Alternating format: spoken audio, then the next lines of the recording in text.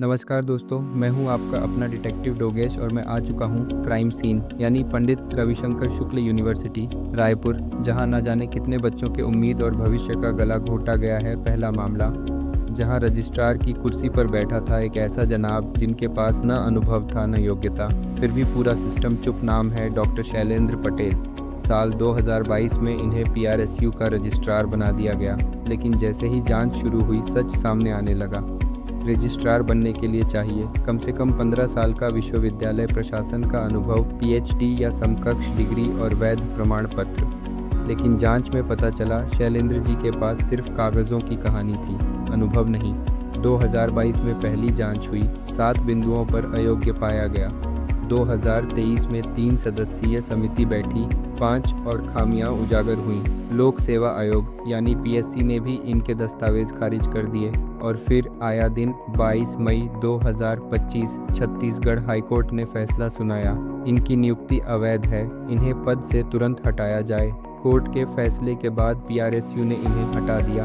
अब नए रजिस्ट्रार बने हैं डॉक्टर अंबर व्यास। अब सवाल उठता है, 3 जांचों के बावजूद इतनी देर क्यों लगी? क्या PRSU में नियम सिर्फ कागज़ों तक सीमित हैं? जब जुगाड़ की डिग्री चले तो मेहनत की क्या ज़रूरत? दूसरा मामला, जब छात्र ने की आत्महत्या करने की कोशिश 20 मई 2024।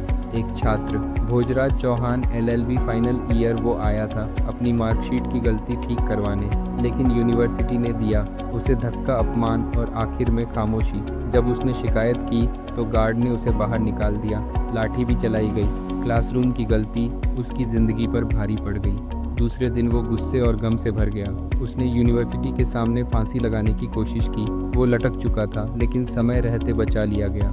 छात्र संगठनों ने विरोध शुरू किया, NSUI और अन्य छात्र पहुंचे, VC ऑफिस नारे लगे, प्रदर्शन हुआ। मांग की गई कि वाइस चांसलर सामने आए। VC डॉक्टर सच्चिदानंद शुक्ला बारिश में छाता लेकर आए और बोले, हम जांच कराएंगे। सुरक्षा गार्ड को हटा दिया गया। लेकिन सवाल यह है, क्या PRSU में आवाज़ उठाना इतना बड़ा पाप है कि उसे जान पर खेलना पड़े?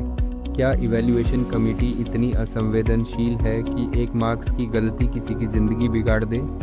डोगेश पूछता है, क्या शिक्षा सिर्फ नंबरों का खेल बन गई है, या अब यूनिवर्सिटी मानवता की अंतिम परीक्षा में फेल हो चुकी है? तीसरा मामला, जहां दिसंबर 2024 में एक छात्रा हॉस्टल से रहस्यमयी तरीके से गायब हो गई। नाम था Hemlata Verma. MSc final year की छात्रा गांव से आई थी, पढ़ने आई थी 7 दिसंबर की रात। हेमलता ने अपने पिता से आखिरी बार बात की, इसके बाद उसका मोबाइल बंद हो गया और फिर वो लापता हो गई।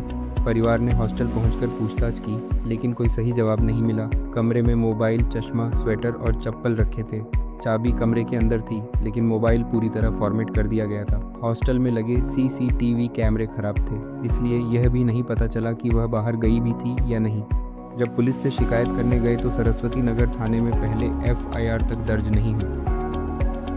गुमशुदगी को भी दर्ज करने में पुलिस ने टाल मटोल की। तब परिवार ने विधायक से मदद मांगी। डोंगरगढ़ की विधायक हर्षिता बघेल खुद रायपुर पहुंची। थाना और हॉस्टल का घेराव किया गया, प्रदर्शन हुआ, लेकिन फिर भी छात्रा का कुछ पता नहीं चला। 24 दिन गुजर गए, कोई क्लू नहीं, कोई लोकेशन नहीं, सिर्फ सन्नाटा और सवाल। डिटेक्टिव डोगेश पूछता है, क्या एक यूनिवर्सिटी में पढ़ने आई लड़की इस तरह गायब हो सकती है और सिस्टम चुप रह सकता है? क्या हॉस्टल में हमारी बहन बेटियां सुरक्षित हैं या नहीं?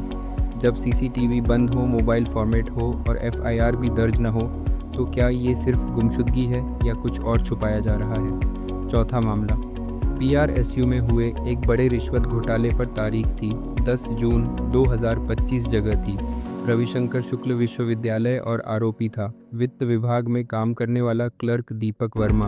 दीपक वर्मा ने एक रिटायर्ड क्लर्क से पेंशन फाइल क्लियर कराने के नाम पर 50,000 रुपये की रिश्वत मांगी। रिटायर्ड कर्मचारी प्रकाश ठाकुर ने सीधे ACB यानी एंटी करप्शन ब्यूरो को शिकायत दी। ACB ने ट्रैप बिछाया और जैसे ही दीपक वर्मा 30,000 रुपये लेते पकड़ा गया, उसे रंगे हाथों गिरफ्तार कर लिया गया। ACB ने तुरंत भ्रष्टाचार निवारण अधिनियम के तहत मामला दर्ज किया और दीपक वर्मा को हिरासत में ले लिया। PRSU प्रशासन ने जल्द ही उसे निलंबित भी कर दिया।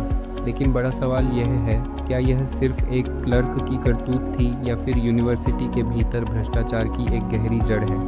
डोगेश पूछता है, हर महीने हजारों छात्रों की फाइलें, हर साल दर्जनों कर्मचारियों की सेवाएं, क्या सब कुछ रिश्वत के सहारे चलता है? 2024-25 में यूजी कोर्स की 60,000 सीटें खाली रहीं। छात्र पीआरएसयू से दूर भाग रहे हैं। क्यों? क्योंकि भरोसा टूट चुका है, क्लासरूम सूने हैं, कैंपस खामोश है और भविष्य डर में है। पीआरएसयू अब डिग्री नहीं, सवाल बन चुका है। ये थे पीआरएसयू के 5 काले राज। फर्जी अधिकारी, रिश्वतखोरी, टूटे हुए छात्र, गायब बेटियां और खाली बेंचें। मैं हूं डिटेक्टिव डोगेश। जहां सच छुपता है मैं वहीं पहुंचता हूं। अब आप बताइए, क्या पीआरएसयू को जवाब नहीं देना चाहिए? अगर हाँ, तो इस वीडियो को शेयर कीजिए, सच्चाई को फैलाइए।